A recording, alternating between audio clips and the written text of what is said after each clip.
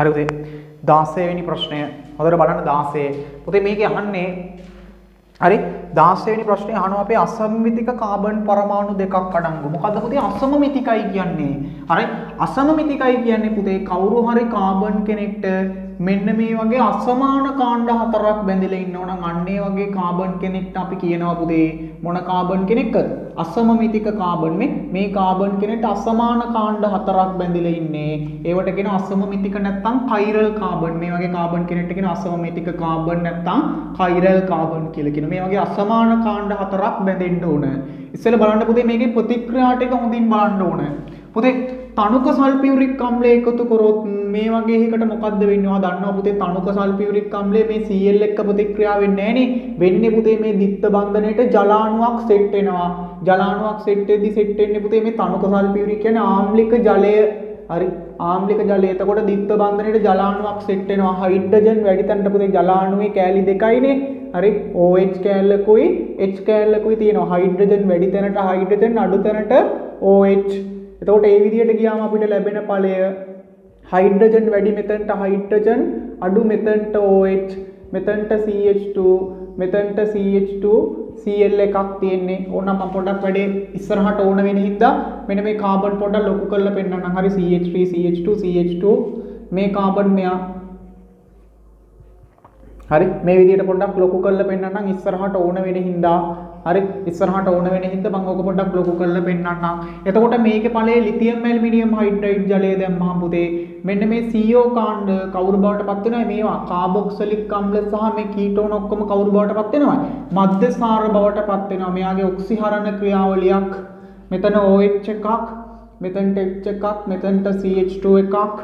හරි ඊට පස්සේ මෙතනින් හරි CH2OH එකක් බවට පත් වෙනවා. මම ඒකත් පුතේ දරුවන්ට තේරුම් ගන්න හරි මම මෙතනින් මකලා මේක මේව කරන්නම්. මෙයා ඔක්සිහරණයේ ප්‍රතිඵලයක් විදිහට අපිට හම්බෙන්නේ CH2OH එකක් ඔය විදිහේ ඵලයක්. හරි CH2OH එකක් මේ කාබොක්සිලික්. එතකොට පුතේ ග්‍රීනාඩ් ප්‍රතිකාරකය දාලා තියෙන්නේ මෙතෙන්දී අපිට හම්බෙනවා මේ Cl ඉන්න තැනට මැග්නීසියම් වියලි විතර දැම්මම මේ හැම තැනකින්ම ග්‍රීනාඩ් ගන්න පුළුවන්. එතකොට අපිට හම්බෙනවා CH3 CH2 හරි CH3 CH2 හරි මෙතනට ආයි CH3 හරි මෙතනට CH3 මෙතනට MgCl CH2 MgCl හම්බ වෙනවා. එතකොට මෙන්න මෙතනට දැම්මහම හොඳට මතක තියාගන්න මම මේ අන්තිම එක්කෙනාට එන්නත් කලින් ඔයා දන්නවා පුතේ අම්ල ක්ලෝරයිඩ් එකකට මම උගන්වලා ඇති පුතේ මේ වගේ හරි එක NH කෙනෙක්ට බැඳිච්ච මේ වගේ එක හයිඩ්‍රජන් කෙනෙක් හරි ඉන්නවා නම් මේ දෙන්න එකතු වෙන්න පුළුවන් කියලා කිව්වා. එකතු වෙලා ඒමයිඩ් හදන්න පුළුවන් කියලා කිව්වා. එතකොට පුතේ මෙතෙන්දි වෙන්නේ මොකද්ද? බලන්නකෝ මෙතෙන්දි වෙන වැඩේ. මෙන්න මෙතන මේ කොටස් දෙක මෙහෙම ඉන්නවා. අම්ල ක්ලෝරයිඩය මෙහෙම ඉන්නවා. මෙතන NH2 මේ මම මේ පැත්තට පෙන්නන්නම් H ලා දෙන්න එළියට දැම්මා. මෙන්න CH3 මෙන්න CH3 හරි මෙන්න H හරි මෙන්න පුතේ H. එතකොට වෙන්නේ මේකයි මෙයාතුයි සෙට් වෙනවා. එතකොට අපිට ඵලයක් විදියට CH3 CH2 CO මෙන්න මේ ඵලය අපිට හම්බ වෙනවා. හරි මෙන්න මේ ඵලය අපිට හරි අපිට ඔන්න ඔය ඵලය හම්බ වෙනවා. ඊට අමතරව මෙන්න මේ ස්වයං සංගණනය පුතේ ස්වයං සංගණනය ලියන විදිය මම කියලා දුන්නා. ආයි එකපාරක් කියලා දෙන්නම්. පුතේ ස්වයං සංගණනයක් කරද්දී මුලින්ම මෙන්න මේ CO ට අල්ලපු කාබන් අල්ල ගන්න මේ වගේ අණුවක් ලියාගත්තා. හරි මේ වගේ අණුවක් මුලින්ම ලියාගත්තා. ඊට පස්සේ කරන්නේ පුතේ ස්වයං සංගණන ඵල ලියද්දී හොඳට බලාගන්න. හරි පුතේ ඊට පස්සේ මෙන්න මේ කාබොනයිල් කාබන්ට අල්ලපු කාබන් ටිකව මේ කාබොනයිල් අල්ලපු කාබන් ටිකව ඇල්ෆා කාබන්. පුතේ මේ ඇල්ෆා කාබන් කෙනෙක් අල්ලගෙන යාගේ හයිඩ්‍රජන් ටික විහිදවල ලිව්වා. හරි මෙතනට මේ විදියට ආවා. මෙන්න මේ ඇල්ෆා කාබන්ගේ තියෙන හයිඩ්‍රජන් කෙනෙක්ගෙන් මැකුවා. මෙතනට දිත්ත බන්ධනේ මැකුවා. මේ සෙට් එක මෙතනට ඇමිනුවා. හරි අර හයිඩ්‍රජන් මකපු කෙනා මෙතනින් ලිව්වා. ඊට පස්සේ අපිට ලැබෙන ඵලය මෙහෙම ලිව්වා CH3 CH2 මෙතනට OH. පුතේ බලන්න මේ තියෙන H එක පහලින් තිබ්බා. මේ කොටස මෙතනට ඇමිනුවා. මෙන්න C මේකට H කෙනෙක් මෙතනට CH3 කෙනෙක් මෙතනට මේ විදියට ඇල්ඩිහයිඩ් කෙනෙක්. ඔන්න ඔය කතාව තමයි පුතේ ස්වයං සංගණනයේ. හරි අපෙන් අහනවා හරි මේ කුමන අවස්ථාවේ ස්වයං සංගරණයේ ඵලයක් ඊට පස්සේ අසමාන කාණ්ඩ කාබන් දෙන්නෙක් ඉන්නේ මොන අවස්ථාවේද කියලා අහනවා. බලන්න පළවෙනි එක්කෙනාගේ ඵලය පුතේ මේ කාබන් දිහා බැලුවොත් මේ කොටස එකිනෙකට වෙනස්. එහෙනම් අසමාන කාබන් වල එක්කෙනා අසමමිතික කාබන්. හැබැයි මේ කාබන් දිහා බැලුවොත් පුතේ මේ කොටස් දෙක සමානයි. එහෙනම් මේකේ අසමමිතික කාබන්ලා එක්කෙනා ඉන්නේ. මෙයාගේ බලන්න පුතේ අසමමිතික කාබන්ලා කී දෙනෙක් ඉන්නවද කියලා. හරි මෙයා දිහා බැලුවොත් මේ කොටසයි මේ ටිකයි එකිනෙකට වෙනස්. එහෙනම් අසමමිතික කාබන් එකයි. මේ කාබන් දිහා බැලුවොත් පුතේ මෙතනත් H කෙනෙක් මෙතනත් H කෙනෙක්. එහෙනම් මෙයා අසමමිතික කාබන් කෙනෙක් නෙමෙයි. එහෙනම් මෙයාගේ ඉන්නේ අසමමිතික කාබන් එක්කෙනයි. මෙයා දිහා බැලුවොත් පුතේ බලන්න මේ කාබන් දිහා මේ කොටසයි එකිනෙකට වෙනස්. මෙයාගේ ඉන්නේ පුතේ අසමමිතික කාබන් එකයි. හරි මෙයා දිහා බලන්න මෙයාගේ මෙයාගෙන එකක්වත් නැහැ නේ. මේ කොටසයි එකිනෙකට සමානයි. ඒ කියන්නේ මෙයාත් අසමමිතික කාබන් නෙමෙයි. මෙයා කොහොමත් නැහැනේ අසමාන කාණ්ඩ හතරක් නැහැ. මේ දෙන්නගෙත් මෙහිම ලොකු කරලා ඇන්දොත් පුතේ හයිඩ්‍රජන්ලා දෙන්නෙක් ඉන්නේ අසමමිතික කාබන්ලා නැහැ. මෙයා දිහා බලන්නකො පුතේ මේ කොටසයි එකිනෙකට වෙනස්. එහෙනම් එක අසමමිතික කාබන්. මේ කාබන් දිහා බැලුවොත් මේ කොටස සහ මේ සම්පූර්ණ කොටසයි එකිනෙකට වෙනස්. එහෙනම් මෙයාගේ මේ කාබනුත් අසමමිතිකයි මෙයාත් අසමමිතිකයි. එහෙනම් අසමමිතික කාබන්ලා දෙන්නෙක් ඉන්නවා. එහෙනම් පුතේ පිළිතුරු අංක 3 අසමමිතික කාබන්ලා දෙන්නෙක් ඉන්නේ පිළිතුරු අංක 3. හරි පුතේ 17 වෙනි ගාන. මේ ගානේ කියනවා පුතේ සෙල්සියස් අංශක 25 දී ජලීය ද්‍රාවණයක සිල්වර් බ්‍රෝමයිඩ් සංතෘප්ත වෙලා ඉන්නවලු.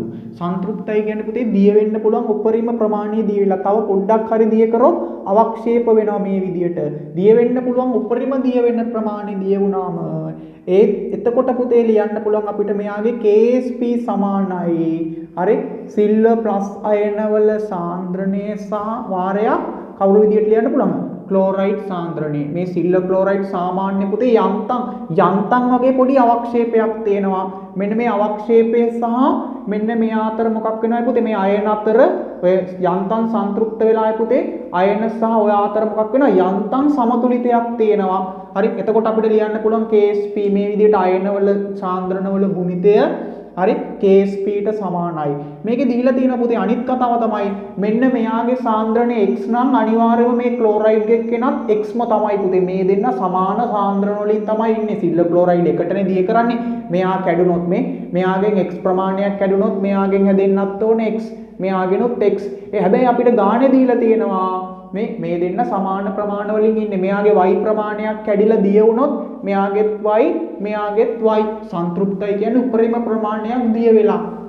එතකොට පුතේ අපිට දීලා තියෙනවා සිල්වර් ප්ලස් අයන සාන්ද්‍රණය 7 වැඩි කිරීම 10 ඍණ 7යිලු. හරි එහෙනම් අනිවාර්යයෙන්ම ක්ලෝරයිඩ් උත් කොච්චර වෙන්න උනේ? 7 වැඩි කිරීම 10 ඍණ 7. හේතුව මෙයාගේ මේ දෙන්නගේ සාන්ද්‍රණ සමානයි සංතෘප්ත වෙලාවේදී. එහෙනම් අපිට ද්‍රාව්‍යතා ගුණිතය නැත්තම් KSP සමානයි. KSP කිව්වත් එකයි ද්‍රාව්‍යතාත්. හරි 7 වැඩි කිරීම 10 ඍණ 7. 7 වැඩි කිරීම 10 ඍණ 7. එතකොට එනවා පුතේ 7 7 49යි 10 ඍණ 14යි. මාර සීන් එක කියන්නේ. හරි එහෙම උත්තරයක් නැහැ. 49 වැඩි කිරීම 10 ඍණ 14 කියලා උත්තරයක් නැහැ. 4යි දශම ගණන් වලින් තියෙන්නේ. මෙයා 4.9 වැඩි කිරීම 10 ඍණ කීය විදියට ලියන්න පුළුවන් අපිට? 13 විදියට. මේ 4.9 වැඩි කිරීම 10 ඍණ 13 පිළිතුරු අංක 5. හරි හරි. ඕව දැනන් ඉන්න ඕන. ද්‍රාව්‍යතා ගුණිතයේදී මෙයාගේ x ප්‍රමාණයක් කැඩුනොත් මේ දෙන්නගේ xx නේ ඇති වෙන්නේ. මෙයාගේ සාන්ද්‍රණයයි මෙයාගේ සමානයි. සමතුලිත මේ සංතෘප්ත වෙලාවේදී KSP නැත්තම් ද්‍රාව්‍යතා ගුණිතය අයන වල ගුණිතයට සමානයි. මේ පිළිතුරු අංක කීයද? මේ පිළිතුරු අංක මේ 5 නෙමෙයි පුතේ 3 නේ. මේ 4.9 වැඩි කිරීම 10 ඍණ 13 තියෙන පිළිතුරු අංක 3. පස්වෙනි පිළිතුර නෙමෙයි පිළිතුරු අංක 3. හරි පිළිතුරු අංක 3. හරි 17ට පිළිතුරු අංක 3. 4.9 වැඩි කිරීම 10 ඍණ 13 පිළිතුරු අංක 3. 5 නෙමෙයි 3. හරි 5 තියෙන්නේ 49 කියලානේ පිළිතුරු අංක 3. හරි පුතේ මේ පේපර් එකේ තියෙන බැරෑරෝම ගාන තමයි 18 වෙනි ගාන. අපිට දීලා තියෙනවා මෙන්න මේ වගේ කෝෂ දෙකක් දීලා විද්‍යුත් ගාමක බල දෙකක් දීලා තියෙනවා. අපෙන් අහනවා විද්‍යුත් රසායනික ශ්‍රේණියේ මේ කට්ටිය ඉහළ සිට පහළට මෙන්න මේ XYZ කියන මූලද්‍රව්‍ය තුන හරි XYZ කියන මූලද්‍රව්‍ය තුනේ ඉහළ ඉඳන් පහළට ඉන්නේ කවුද කියලා අපිට තෝරන්න කියලා දීලා තිනවා. හරි XYZ කියන කට්ටියන්ගෙන් ඉහළ ඉඳන් පහළට තෝරන්න කියලා තියෙන්නේ. හරි පුතේ ඔයා දන්නවත් දන්නේ නැහැ මේක තමයි. හරියට පිළිවෙලකට අහන් ඉන්න මේක සෑහෙන්නම අමාරුයි මේ පේපරේ තියෙන අමාරුම කොටස. පුතේ විද්‍යුත් රසායනික ශ්‍රේණිය ගත්තාම ඔයා දන්නවා. හරි අපි හිතමුකෝ ලිති හරි ලිති නෑ.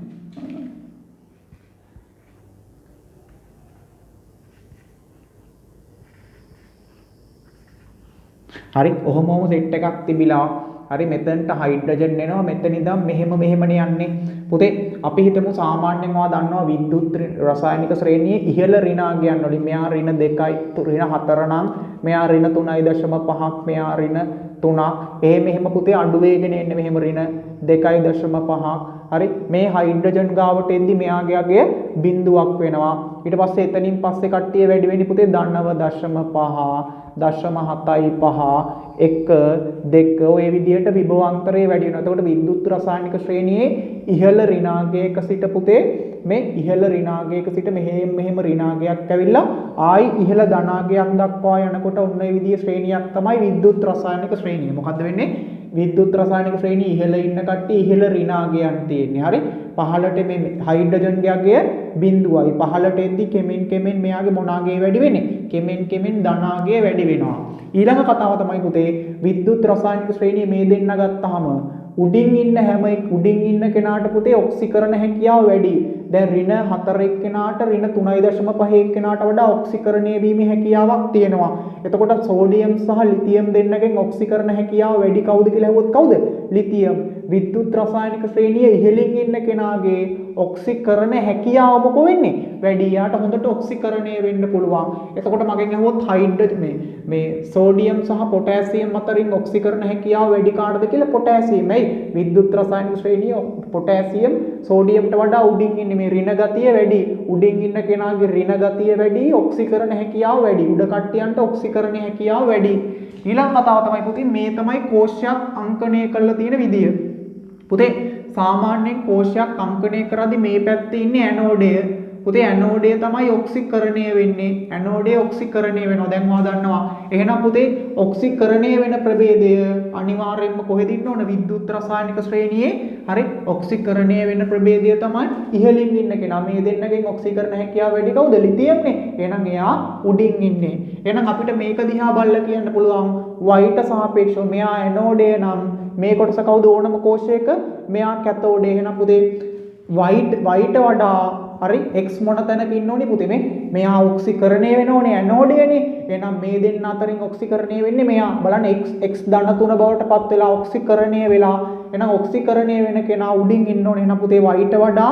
x කියන එක්කෙනා උඩින් ඉන්න ඕනේ මේ දෙන්න දිහා බලන්න මේ කෝෂය දිහා අසුරුනොත් අපිට කියන්න පුළුවන් මේ y ට මේකෙදිත් පුතේ මෙයා x කියන එක්කෙනා ඇනෝඩය y කැතෝඩය එහෙනම් පුතේ y කියන එක්කෙනා මේ z කියන එක්කෙනාටත් පහළින් තමයි ඉන්න ඕනේ. එහෙනම් සර් මාර සීන් එක මේ පහළමින් ඉන්න කෙනා කවුද? y.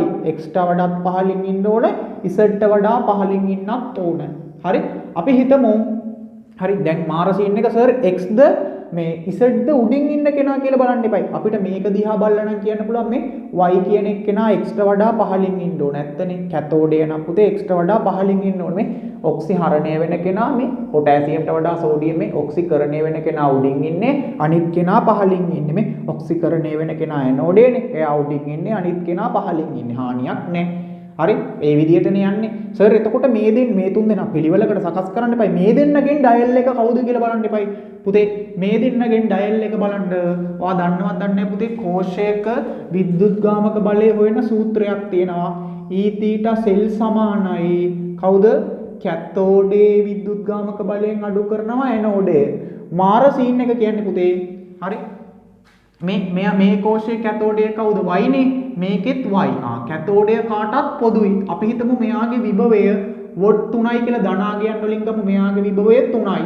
හරි මෙයාගේ විභවය 3යි කියලා ගමු නිකන් ගාන හදන්න ලේසි වෙන්න මේ දෙන්නගෙන් ඩයල් එක කවුද කියලා බලන්න හරි හොඳම කෙනා අපි හිතමු මෙයාගේ විභවය 3යි කියලා උපකල්පනය කරමු මෙයාගේ විභවය 3යි එහෙනම් මෙයානේ කැතෝඩේ 3යි 3ෙන් අඩු කරන්න ඕන ඇනෝඩේ කවුද ඉන්නේ පුතේ ඇනෝඩේ ඉන්නේ y ගේ විභවය හරි අපි හිතමු y ගේ ඔන්න y ගියාගේ හරි y හරි y ගේනේ y2 ඉන්නේ නේ y ගේ එතකොට පුතේ y මේ අඩු කරපු ගමන් එනාගේ 1.75කට සමාන වෙන්න ඕනේ එහෙනම් අපිට y ගේ විද්‍යුත් ගාමක බලය හොයන්න පුළුවන් මේ 3ෙන් කීයක් අඩු වුණොත් පුතේ 1.75ක් දීලා තියෙනවනේ කෝෂයේ විද්‍යුත් ගාමක බලය 1.75යි කියලා එහෙනම් y ගෙන් කොච්චර ප්‍රමාණයක් අඩු වෙන්න ඕනේ 1.25ක් අඩු වුණොත් තමයි අපිට ගන්න පුළුවන් වෙන්නේ 1.25ක් අඩු වුණොත් තමයි 1.75ක් ඊළඟ කෝෂයටත් දාමු E theta සෙල් සමානයි කැතෝඩ ඍණ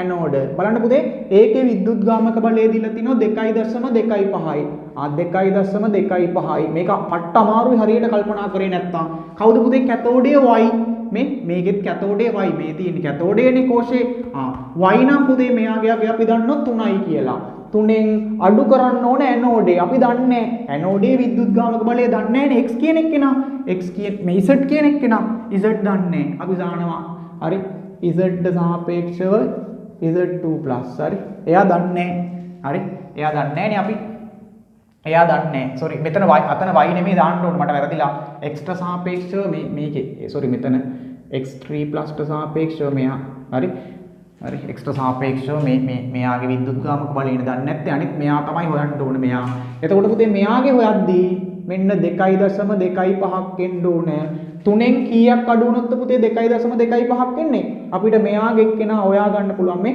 3ෙන් 2.25ක් එන්න නම් මෙයාගේ විද්‍යුත් ගාමක බලය කොච්චර වෙන්න ඕනේ පුතේ 0.75ක් විතර වෙන්න ඕනේ එහෙනම් අපිට හරි ලේසි මෙන්න අර ශ්‍රේණිය ලකුණු කරගත්ත ගමන් දැන් අපි දන්නවා හරි උඩම ඉන්නේ ඍණ ගතියට පොඩ්ඩක් කිට්ටු ඍණ පැත්තට නැඹුරු කෙනා එන පුතේ මේ විද්‍යුත් රසායනික ශ්‍රේණිය ගත්තාම මෙන්න මෙයාගේ අගේ කොච්චරද පුතේ 0.75යි ඒ කවුද උඩම ඉන්න ඕනේ එහෙනම් z හරි ඊට පස්සේ ඉන්න ඕනේ කවුද x කියන එක්කෙනාගේ අගේ කීයේ පුතේ 1.25යි ඊට පස්සේ ඉන්නවා කවුද y කියන එක්කෙනා යාගේ අගේ 3යි වා දන්නවා මේ අඩු ධනාගයක ඉඳන් වැඩි ධනාගයකට යන්න ඕනේ මේ විදිහටනේ ශ්‍රේණිය එන්නේ මතක තියාගන්න 0.5 1.75 ඔය විදිහට යන්නේ හරි ඍණාගය අඩු වෙලා ධනාගය එන්න වැඩි වෙන්න ඕනේ නම් මේ ශ්‍රේණිය උඩම ඉන්නේ x ඊළඟට මේ z ඊළඟට x ඊළඟට y මේක හරිය කල්පනාවෙන් අල්ලා ගන්න ඕන සෑහෙන්න අමාරුයි හරි සිහි කල්පනාව තියෙන්න ඕන වැඩේ ගොඩ දා ගන්න හරි එතකොට පිළිතුරු අංක කීය දෙන්නේ පිළිතුරු අංක 3 හරි තුන්වෙනි පිළිතුර ඕනම ප්‍රශ්නයක් තියෙනවා නම් ආන්න හරි මේක ලියන්න තිබ්බ හොඳම විදිය හරි කෝෂයක පුතේ මේ පැත්තේ ලියන්නේ ඇනෝඩ ප්‍රතික්‍රියාව මේ පැත්තේ කැතෝඩ ප්‍රතික්‍රියාව මේ දිශාවට කෝෂය සිදු වෙනවා ඒකයි පුතේ මේ කෝෂ ප්‍රතික්‍රියාව ධන උනේ හරි ওই පැත්තට තමයි වෙන්නේ එතකොට පුතේ අපි දැනගත්තා මේක දිහා බලලා මේ හැම වෙලාවෙම මෙයා කැතෝඩය නම් ඉතින් x ටත් වඩා y පහලින් z ටත් වඩා y පහලින් ඉන්න ඕන අපි නිකන් බොරුවට y ට අගයක් හිතුවොත් 3යි කියලා හරි 3යි කියලා හිතුවාම කෝෂ ප්‍රතික්‍රියාව ඇසුරෙන් අපිට x ගේ විද්‍යුත් ගාමක බලය හොයා ගන්න පුළුවන් වුණා ඇනෝඩේ x ඇනෝඩේ හොයාගත්තා මෙන්න මේ කෝෂය දිහා බලලා අපිට පුළුවන් වුණා මෙයත් හොයාගන්න ඉතින් ඊට පස්සේ 3 දෙනා ලිව්වා මේ විදිහට දෙන්න ඕනේ පහළට යද්දි පුතේ අගය වැඩි වෙන්න ඕනේ මේ පහළ ඉන්න කට්ටියන්ගේ ඔක්සිකරණ හැකියාව අඩුයි හරි මේ පහළ ඉන්න කට්ටිය ඔක්සිහරණය වෙන්න ඕන පිළිතුරු අංක 3 හොඳටම පැහැදිලි කරා මම හරි පුතේ 19 වෙනි ගාන මේකෙදී අහනවා මේ xyz කියන ඵලයන් තුන xyz කියන ඵල තුන මොකක්ද කියලා අහනවා හරි 19 වෙනි ගානේ xyz කියන ඵල තුන මොකක්ද කියලා අහනවා මේ බලන්න xyz ඵල තුන පුතේ ලිතියම් ඇල්මිනියම් හයිඩ්‍රයිඩ් ජලය දැම්මහම මේ කොටස කවුරු බවටපත් වෙන මේ කීටෝන කොටස මධ්‍යසාරයක් මේ කාබොක්සිලික් කෙනත් මධ්‍යසාරයක් එහෙනම් මෙතනින් මධ්‍යසාරයක් එන්න ඕන මෙයා OH එකක් මෙතනින් H එකක් CH2 එකක් මෙතන CH2 OH එකක් මෙතනින් මධ්‍යසාරයක් එන්න ඕන මේ CH2 OH මධ්‍යසාරයක් පුතේ මෙයාට PCC එකතු කරොත් පිරිඩියම් ක්ලෝරෝක්‍රෝමේට් එකතු කරොත් මධ්‍යසාරයට 1 2 3 4 මෙයාට එකතු කරපු ගමන් බලන්න හරි මෙයාට PCC එකතු කරපු ගමන් මේ PCC එකතු කරා ගමන් මේ ද්විතීක මධ්‍යසාරය කවුරු බවටපත් වෙනවද? කීටෝන කොටසක් බවටපත් වෙනවා. මෙන්න මෙතන ඉන්නවා පුතේ මේ CH2 වලට මුකුත් වෙන්නේ නැහැ. මෙන්න මෙතන ඉන්න ප්‍රාථමික මධ්‍යසාර කොටස පුතේ PCC හමුවේ කවුරු බවටපත් වෙනවද? ඇල්ඩිහයිඩයක් බවටපත් වෙනවා. එතකොට HCN KCN දැම්මම පුතේ මෙතන වැඩකාරයා මේ KCN නෙමෙයි වැඩකාරයා HCN නවා දන්නවා මේ වගේ තැනකට පුතේ HCN දැම්මම වෙන වැඩේ වා දන්නවා මේ සර් මම උගන්වලා තිනේ HCN කියන එක්කෙනා කෑලි දෙකයි මෙයා ඩෙල්ටා මයිනස් මෙයා ඩෙල්ටා ප්ලස් මේ ධන හයිඩ්‍රජන් මෙතනට සම්බන්ධ වෙනවා මේ සයනයිඩ මෙතනට යනවා එතකොට ඵලයක් විදියට මෙහෙම වෙන්නේ හරි මෙයා මෙහෙම ඉන්නවා සර් මෙයා O මෙතනට H එක යනවා H එක යනවා මේ H හිටපු H මේ සයනයිඩ් මෙතනට එනවා ඒ වගේ එකක් තමයි මෙතනට වෙන්නේ හරි Z වල ලැබෙන ඵලය හරි OH එකක් මෙතනට සයනයිඩ් මෙතනට CH2 මෙතනට OH මෙතනට OH මෙතනට සයනයිඩ් එතකොට පුතේ අපිට පිළිගන්න පුළුවන් පිළිතුරු අංක කීයද සයනයිඩ් කොටස් දෙකක් සම්බන්ධ වෙලා තියෙන පිළිතුරු අංක එක වගේනේ එක වගේ පිළිතුරක් අපිට ගන්න පුළුවන් හරි පිළිතුරු අංක ඔය සයනයිඩ් ලොකු කරලා ලියලා තියෙන්නේ බය වෙන්න එපා හරි පිළිතුරු අංක 1 හරි පුතේ 20 වෙනි ප්‍රශ්නය හරි 20 වෙනි එක්කෙනා මේක සාමාන්‍ය පොඩි ප්‍රශ්නයක් මට මේකේ මෙන්න මේ තීරි කොටස් දෙක තමයි කියලා දෙන්න ඕන 20 පුතේ මේකේ පළවෙනි පිළිතුර තියෙනවා බ්‍රෝමිනීකරණය ඇත්තටම බ්‍රෝමිනීකරණයේදී වෙන්නේ පුතේ මේ බෙන්සීන් වලල්ල තියෙන H කෙනෙක් වෙනුවට Br කෙනෙක් සම්බන්ධ වෙනවා මෙන්න මේකෙදිත් පුතේ වෙන්නේ මේ තියෙන H කෙනෙක් වෙනුවට මෙන්න මේ CH3 කොටසක් සම්බන්ධ වෙනවා ඇත්තටම හරි මේ තියෙන H කෙනෙක් වෙනුවට මේ කොටසක් ආදේශ වෙනවා පුතේ බ්‍රෝමිනීකර මෙන්න මේ ක්‍රියාවලියේදී වැදගත් කෙනාකෙතේ මෙන්න මේ අයනය ඇවිල්ලා බෙන්සීන් වලට බැඳිලා හයිඩ්‍රජන් ඉවත් කරනවා මේකට කියනවා ඉලෙක්ට්‍රෝෆිලික ආදේශ ප්‍රතික්‍රියාවක් පුතේ PCC දැම්මහම මේ තියෙන මොන මධ්‍යසාරයක් ද්විතීක මධ්‍යසාරයක් කවුරු බවටපත් වෙනවයි කීටෝනයක් වෙනවා ප්‍රාථමික මධ්‍යසාරයක් තිබුණා නම් මේ වගේ ප්‍රාථමික මධ්‍යසාරයක් තිබුණා නම් මේ වගේ පුතේ PCC දැම්ම නම් කවුරු බවටපත් වෙනවයි ඇල්ඩිහයිඩ් කොටසක් බවට තමයි පත් වෙන්නේ මෙන්න සෝඩියම් හයිඩ්‍රොක්සයිඩ් දාලා රත් කරලා මේකට කියන ස්වයං සංගණනයක් පුතේ මම දැනුත් ලිව්වා මේකේ ඵල ආයි එකපාරක් කියලා දෙන්නම් ස්වයං සංගණනයක් කරද්දී පුතේ මුලින්ම මේ වගේ අණුවක් ලිව්වා මේ කාබන්ට කිව්වා කාබොනයිල් අල්ලපු කාබන් ඇල්පා එහෙනම් මෙයා මෙහෙම ගත්තා පුතේ ඇල්පා කාබන්ගේ හයිඩ්‍රජන්ලා තුන් දෙනා ලොකු කරලා පෙන්නුවා මේක හයිඩ්‍රජන් කෙනෙක් මැකුවා මේ දිත්ත බන්ධනයේ මැකුවා එතනට මේ හයිඩ්‍රජන් ලිව්වා මේ කුට්ටිය මෙතනට ඇමිනුවා එතකොට එනවා මෙන්න මේ විදිහට CH3 මෙතනට OH එකක් මේ H එක පොඩ්ඩක් පහළට කරා මේ ටික මෙහෙම ආවා H මෙතනට මේ විදිහට ඇල්ඩිහයිඩයක් ආමාර සීන් එක සර් රත් කරලත් තියෙනවා පුතේ ස්වයං සංගණනයක් කරලා ලැබෙන ඵලය රත් කරොත් මේ පැත්තේ කාබන්ට හයිඩ්‍රජන්ලා තුන් දෙනෙක් ඉන්නවා මේ පැත්තේ දෙන්නයි මේ OH බැඳුණු කාබන්ට අල්ලපු කාබන්ලා දෙන්න දිහා බැලුවොත් මෙයාට දෙන්නයි මෙයාට තුන් දෙනයි අඩු පැත්තෙන් H එකක් ඉවත් වෙනවා එතකොට අඩු පැත්තෙන් H එකක් ඉවත් වෙනවා කියන්නේ මෙයා මේ විදියට සෙට් වෙනවා මෙතනට දිත්ත බන්ධනේ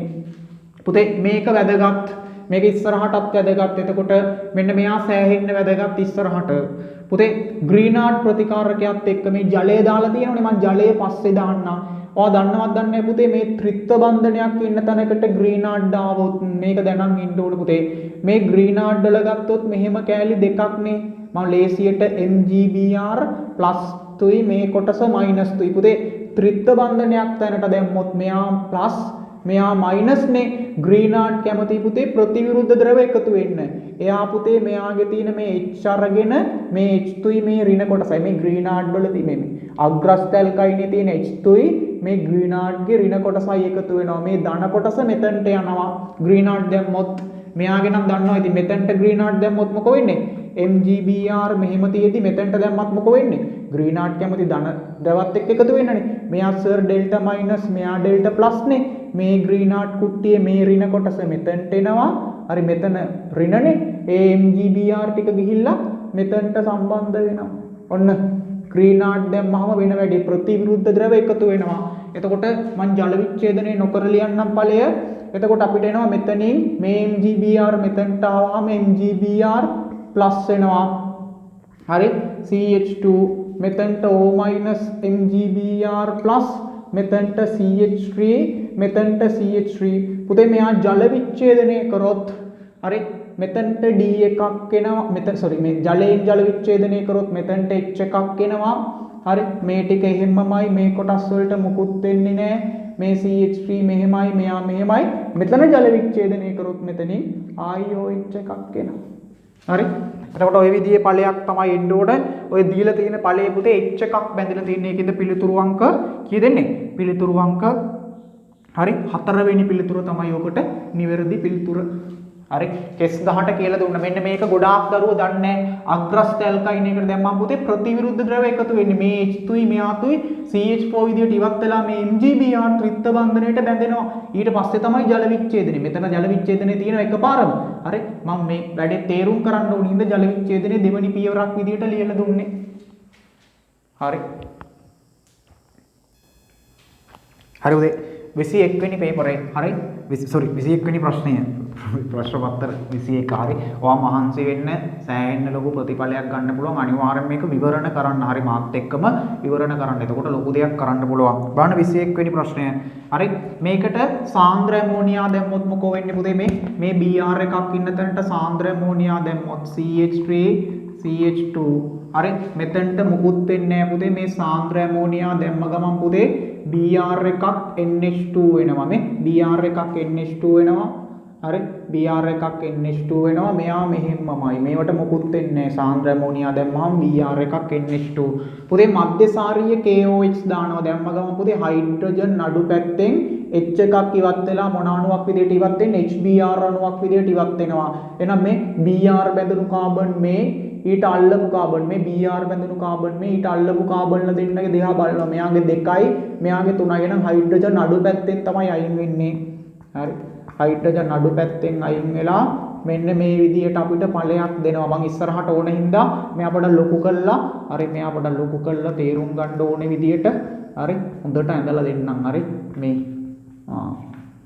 හරි ඊට පස්සේ මෙයාට තනුක සෝඩියම් හයිඩ්‍රොක්සයිඩ් එකතු කරොත් මම චුට්ටක් මෙහාට කරලා ඊතලේ ලියන්නම් තනුක සෝඩියම් හයිඩ්‍රොක්සයිඩ් එකතු කරොත් පුතේ ඔයා දන්නවා තනුක සෝඩියම් හයිඩ්‍රොක්සයිඩ් එකතු කරොත් මේ Br එකක් OH වෙනවා හරි මේ Br එකක් පුතේ OH එකක් වෙන එකක් තමයි වෙන්නේ තනුක සෝඩියම් හයිඩ්‍රොක්සයිඩ් එකතු කරොත් මැග්නීසියම් ඊතර එකතු කරොත් CH3 CH2 මෙතන මෙයා මෙහෙම ඉන්නවා මෙයා මෙහෙම ඉන්නවා මෙතනින් මේ මැග්නීසියම් බියල ඊතර එකතු කරගත්තොත් ග්‍රීනාඩ් හදා ගන්න පුළුවන් MgBr ඇති කරන්න පුළුවන් මේ එක එක කොටස් වලට නම් තියෙනවා පුතේ හරි මෙයාගේ නම Y හරි මම මේ ටික කළු පෑනෙන් මාක් කරන්නම් එතකොට හොඳට පැහැදිලි හරි මේ එක එක සංයෝගයට නමක් තියෙනවා මේව දැම්මම හරි මෙයාගේ නාමය Y හරි ඊට පස්සේ මෙයාගේ නාමය මධ්‍යසාරීය KOH දාන මෙයාගේ නාමය X හරි මෙයාගේ නාමය Z හරි මෙයාගේ නාමය N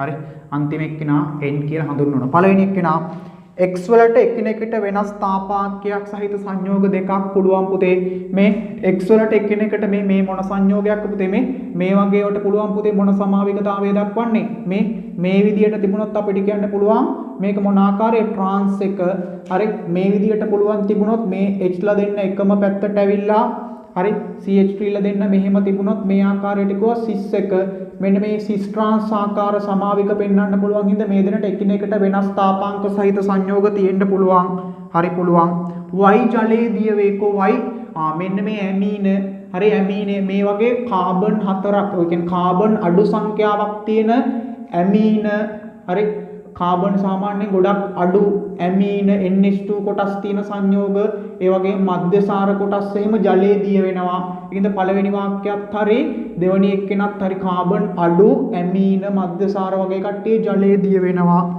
Y සහ Z සහ Y එකිනෙක ප්‍රතික්‍රියා කරයි. ඔව් පුතේ මෙන්න මේ NH2 කොටසට හයිඩ්‍රජන් දෙන්න පුළුවන්. ඒකෙන්ද පුතේ මේ ග්‍රීනාඩ් එක්ක මෙන්න මේ ඇමීන ඉන්න ප්‍රතික්‍රියා කරන්න පුළුවන්. ඒක තමයි සාමාන්‍යයෙන් අපි කියන්නේ ඇමීනයක් ඉන්න තැනක ග්‍රීනාඩ් හදන්න බෑ කියලා. මේ ඇමීන සහ ග්‍රීනාඩ් ප්‍රතික්‍රියා කරන්න පුළුවන් ඇමීනෙන් H දීලා ඒකින්ද තුන්වෙනි වාක්‍යයක් හරි. හතරවෙනි එක්කෙනා N ඵලයේ ජලයේ දිය වේ. N කියන්නේ පුතේ මධ්‍යසාරයක්. ඕක පුතේ මං කිව්වා කාබන් සංඛ්‍යාව අඩු මධ්‍යසාර හෝ වේවා ඇමීන ජලයේ දිය වෙන්න පුළුවන්.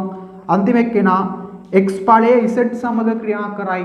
මේ x කියන්නේ මෙන්න මේ වගේ ද්විත්ව බන්ධනයක් තියෙන කෙනෙක්, z කියන්නේ ග්‍රීනාඩ්. කවදාවත් පුතේ මේ ද්විත්ව බන්ධන ග්‍රීනාඩ් එක්ක ප්‍රතික්‍රියා වෙන්නේ නැහැ. ග්‍රීනාඩ් එක්ක ක්‍රියාත්මක වෙන්න පුළුවන් මෙන්න මේ වගේ අග්‍රස්ත ඇල්කයින වලට නම් පුළුවන්. හැබැයි මේ ද්විත්ව බන්ධන වලට ග්‍රීනාඩ් එක්ක ප්‍රතික්‍රියා වෙන්න බෑ. වැරදි පිළිතුරු අංක 5. එතකොට අපිට ඕන පිළිතුර හරි අංක 5. අපි යන් 22ට හරි පුතේ 22 හරි මේකේ සෑහෙන්න තීරි ගොඩක් ඉගෙන ගන්න පුළුවන්, සෑහෙන්න වැදගත් ගානක්. මම මේකේ අවශ්‍යතාවය අනුව උත්තර මේ පළවෙනි උත්තරේ, තුන්වෙනි උත්තරේ, හතරවෙනි උත්තරේ, පස්වෙනි උත්තරේ සහ දෙවෙනි උත්තරේ මම පැහැදිලි කරන්න ලේසි විදිහට හදාගෙන තියෙන්නේ. මේකෙත් දීලා තිනවා විද්‍යුත්ිනතාවයේ වැඩි වෙන පිළිවෙල. අපෙන් අහන්නේ අසත්‍ය පිළිතුරනේ. පිළිතුරු පහක් තියෙනවා. පුතේ විද්‍යුත්ිනතාවය ගත්තොත් සිලිකන්ගේ හරි විද්‍යුත්ිනතාවයේ වැඩි වෙන අණු පිළිවෙල.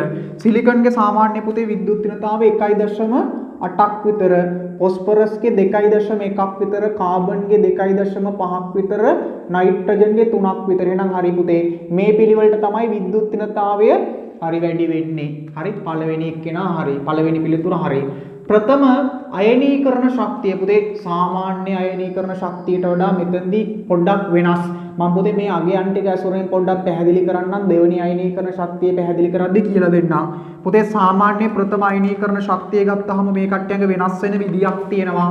හරි මේක මම මේ ඇත්තම සංඛ්‍යාත්මක අගයන් ටික දෙන්නම්. එතකොට ඔය ගැටලු තියෙන තැන් ඔක්කොම निराකරණය වෙන ගොඩාක් දරුවන්ට ඔය ප්‍රථම අයනීකරණ ශක්තිය ගැටලු වෙයි. හරි මේක මම මේ උත්තරේ කිව්වහම හරි ගොඩාක් වෙලාවට ළමයිට ගැටලු වෙයි. ඒකෙන්ද මම පොඩ්ඩක් ප්‍රථම අයනීකරණ ශක්තිය උත්තරේ ගද්දී ඇත්තම අගයන් ටිකෙන් ගාන දෙන්නම්. හරි ඇත්තම අගයන් ටිකෙන් ගාන දෙන්නම්. එතකොට ගොඩක් දරුවන්ට තියෙන ගැටලු ටික ලිහෙයි කියලා හිතන උතන මේ පොඩි ප්‍රශ්නයක් එයි කියලා මට හිතෙන හින්දා මම ඒක ඇත්තම අගයන් ටික දෙන්නම්. හරි ඊට පස්සේ බලන්න පුතේ විද්‍යුත් ධනතාවය මම මෙයා පොඩ්ඩක් තියන්නම්. විද්‍යුත් ධනතාවය පුතේ විද්‍යුත් ධනතාවය කියලා එකක් අපි ඉගෙනගෙන නැහැ නේ සර්. අපි ඉගෙනගෙන තියෙන්නේ විද්‍යුත් ඍණතාවයනේ. ඔව්. ඔයා දැනගන්න පුතේ කාගේ හරි එක්කෙනෙක්ගේ විද්‍යුත් ඍණතාවය වැඩි නම් එයාගේ විද්‍යුත් ධනතාවය මොකෝ වෙන්නේ? විද්‍යුත් ඍණතාවය වැඩි කෙනෙක්ගේ ධනතාවය කියන එක්කෙනා අඩු වෙනවා. හරි විද්‍යුත් ඍණතාවයේ වැඩිම කෙනාගේ අඩුම විද්‍යුත් ධනතාවයක් තියෙන්නේ. අපි නිකන් බලමුකෝ මේ කට්ටියගේ විද්‍යුත් ඍණතාවයන් ටික ලකුණු කරොත් පුතේ මෙයාගේ 1.6ක් විතර. හරි මෙයාගේ 1.2ක් විතර, මෙයාගේ 0.9ක් විතර, මෙයාගේ 0.8ක් විතර. බලන්න මේ පැත්තට යද්දි පුතේ විද්‍යුත් ඍණතාවය නම් මොකෝ වෙන්නේ? විද්‍යුත් ඍණතාවය නම් වැඩි වෙනවා. ඒ වගේ විද්‍යුත් ඍණතාවය නම් මොකෝ වෙන්නේ? අඩු වෙනවා. හැබැයි ඔයා දැනගත්තා මොකද්ද වෙන්නේ? විද්‍යුත් ඍණතාවය අඩු වෙනවා කියලා කියන්නේ පුතේ විද්‍යුත් ධනතාවය මොකෝ වෙන්නේ? වැඩි වෙනවා. එහෙනම් කාගේ හරි විද්‍යුත් මේ දෙන්නගෙන් විද්‍යුත් ධනතාවයෙන් වැඩි කෙනා කවුද තෝරන්නේ කියලා අහුවොත් මුස්සෙල්ලම විද්‍යුත් ඍණතාවයන් දෙක ගත්තා. විද්‍යුත් ඍණතාවය අඩු කෙනාගේ ධනතාවය වැඩි. ඍණතාවය අඩුයි නම් ධනතාවය වැඩි. එහෙනම් පුතේ වැඩිම විද්‍යුත් ධනතාවයක් තියෙන්නේ පොටෑසියම්ගේ. හරි ඊළඟට පුතේ අරය මේක තර්ක කරන විදිය මම පොඩ්ඩක් කියලා දෙන්න හිතුවා. මේක සමහර ළමයි හිතේ අපරාධ මේවා කියලා දෙන්න වෙලාව කියලා නෑ මම කියලා දෙන්නම්. හරි හැම දරුවෙක්ටම ගොඩ යන්න එපයි පුතේ. මේ වගේ අරයෙන් ගානක් ආවොත් ඍණායන හරි මොනවා හරි අයන ආවොත් මුලින්ම ලියා ගන්න ඕන පුතේ මේ කට්ටියන්ගේ තියෙන ඉලෙක්ට්‍රෝන ගාන. මෙයාගේ පුතේ ඉලෙක්ට්‍රෝන 18යි, මෙයාගේ 18යි, මෙයාගේ 10යි, මෙයාගේ 18යි. එතකොට ඔය ඉලෙක්ට්‍රෝන ගාන ඇසුරෙන් අපිට කියන්න පුළුවන් මෙයා නිකන් මොන ආවර්තයකට අයිති වගේද? පුතේ ඉලෙක්ට්‍රෝන 18ක් තියෙනවා කියන්නේ නිකන් තුන්වෙනි ආවර්තය වගේ. 2යි නම් පළවෙනි ආවර්තය වගේ. 10යි නම් දෙවෙනි ආවර්තය වගේ. 18යි වගේ නම් තුන්වෙනි ආවර්තය වගේ. එහෙනම් මෙයා 3, මෙයා 2 වගේ, මෙයා තුන්වෙනි ආවර්තය වගේ. හරි ඊළඟට පුතේ අපි දැනගන්න ඕනේ මෙයාගේ තියෙන ප්‍රෝටෝන ගාන. හරි ප්‍රෝටෝන ගාන කීයේ පුතේ? ක්ලෝරීන්ගේ ප්‍රෝටෝන ගාන වෙනස් වෙන්නේ නැහැ 17යි, සල්ෆර්ගේ 16යි, මේ නයිට්‍රජන්ගේ ප්‍රෝටෝන 7යි. හරි මෙයාගේ 15යි. මුකුත් ඕනේ නැහැ. ඔයා මූලික තීරියක් දැනන් ඉන්න ඕනේ. මොකද පුතේ අරය හරි පුතේ ආවර්තයක් ඔස්සේ ඉස්සරහට යද්දි අරය මොකෝ වෙන්නේ?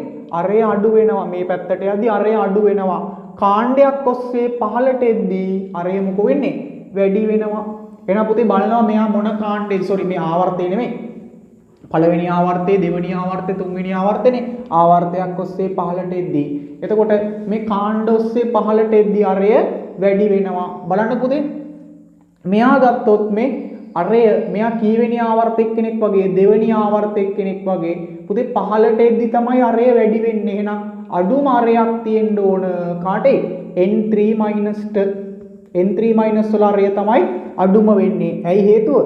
මෙයා දෙවෙනි ආවර්තෙමේ 15ට එද්දි තමයි අරය වැඩි වෙන්නේ. 15ට එද්දි වැඩි වෙනවා. මෙයා දෙවෙනි ආවර්තෙ මේ හරිය අනිත් කට්ටිය තුන්වෙනි ආවර්තෙමේ 15ට එද්දි කාණ්ඩයක් ඔස්සේ 15ට එද්දි අරය වැඩි වෙන්න ඕන හින්දා. ඒකින්ද මෙයාගේ අරය තමයි අඩුම. දැන් සර් මේ තුන් දෙනාම නිකන් තුන්වෙනි ආවර්තය වගේනේ. හරි. එතකොට සර් කොහොමද තීරණය කරන්නේ පුතේ? එතකොට අරය තීරණය කරන්නේ හිතන්න මේ නෂ්ටිය පුතේ ප්‍රෝටෝන ගාන වැඩි වෙන්න මේ ඉලෙක්ට්‍රෝන වලාව හකුලන්න ලේසි. මේ නෂ්ටිය මගින් මෙහාට ඇද ගැනීමේ හැකියාව වැඩි. එතකොට පුතේ ප්‍රෝටෝන වැඩි වෙන්න නෂ්ටිය මගින් මේ ඉලෙක්ට්‍රෝන වලාව හකුල ගන්න ලේසි කරනවා. එතකොට ප්‍රෝටෝන වැඩි වෙන්න අරය මොකෝ වෙන්නේ? පුංචි වෙනවා. එහෙනම් ප්‍රෝටෝන වැඩිම කෙනාගේ තමයි අරය පුංචිම Cl- ඊට පස්සේ S2- වැඩිම අරය P3-. එතකොට ඔය දීලා තියෙන පිළිවෙලට වඩා වෙනස් විදියකට තමයි අරේ එන්න ඕනේ. නම් පිළිතුරු අංක 5. හරි. පිළිතුරු අංක 5. හරි. දෙවන අයනීකරණ ශක්තියෙන් විභාගයට ඇහුවොත් මම මෙතන මැදලා පෙන්නන්නම් පුතේ. මෙන්න දෙවන අයනීකරණ ශක්තියක් ඇහුවොත් විභාගයට මම මේක කලින් ගානකත් කියලා දුන්නා. ඒත් මම ආයෙ චුට්ටක් මතක් කරනවා දරුවන්ට. දෙවනි අයනීකරණ ශක්තිය අපි නිකන් ගමු. පළවෙනි අයනීකරණ ශක්තිය මෙහෙම නෙන්නේ. සෝඩියම් මට මේ ඉඩ පොඩ්ඩක් මැදින්දා මම චුට්ටක් ලොකු කරලා තේරුම් ගන්න අඳින්නම්. මෙන්න සෝඩියම්, මෙතන පුතේ මැග්නීසියම්, මෙතන ඇල්මිනියම්, මෙන්න මේ හරියෙන් සිලිකන්, මේ හරියෙන් ෆොස්ෆරස්, මේ හරියෙන් සල්ෆර්, මේ හරියෙන් ක්ලෝරින් නේ. පුතේ දෙවන අයනීකරණය ගත්තාම මේවා පියවරක් ඉස්සරහට එනවා. හරි. දැන් මැග්නීසියම් මේ ලකුණු කරලා තියෙන පළවෙනි අයනීකරණ ශක්තියනේ. දෙවෙනි අයනීකරණ ශක්තියේදී මැග්නීසියම් මෙතනට එනවා. මෙතන හිටපු ඇල්මිනියම් මෙතනට එනවා. මෙතන හිටපු සිලිකන් මෙතනට එනවා. අපිට ওই තුන් දෙනානේ සංසන්දනය කරන්න ඕනේ. මෙතන හිටපු ෆොස්ෆරස් මෙතනට එනවා. බලන්නකෝ දෙවෙනි අයනීකරණ ශක්තිය මේ කළු පෑනෙන් ලියලා තියෙන්නේ පළවෙනි එක්කෙනා. දෙවෙනි අයනීකරණ ශක්තියේදී පුතේ මෙතන ඉන්න එක්කෙනෙක් පියවරක් ඉස්සරහට එනවා. මේ මැග්නීසියම් මෙතන හිටිය එක්කෙනා මෙතනට ආවා. දැන් පුතේ අයනීකරණ ශක්තිය ගත්තාම මේ තුන් දෙනාගෙන් අඩුම කවුද? මැග්නීසියම්. ඊට වඩා වැඩි සිලිකන්ගේ. ඊට වඩා වැඩි ඇල්මිනියම්ගේ. හරිනේ? ඒ පිළිතුරක් හරි. එතකොට පිළිතුරු අංක 5. පිළිතුරු අංක 5. හරි. තව පොඩි පැහැදිලි කිරීමක් තියෙනවා. මෙන්න මේ ගාන මම ප්‍රථම අයනීකරණ ශක්තිය ගැන පැහැදිලි කරේ නැහැ නේ පුතේ. මේකේ මම ඇත්තම අගයන් වලින් ගන්නම්. මේක පොඩ්ඩක් තර්කයෙන් ගන්න බෑ. පුතේ ඇත්තටම හයිඩ්‍රජන් වලගේ 1300ක් විතර. හරි. මෙයාගේ අගය පුතේ 1350ක් විතර.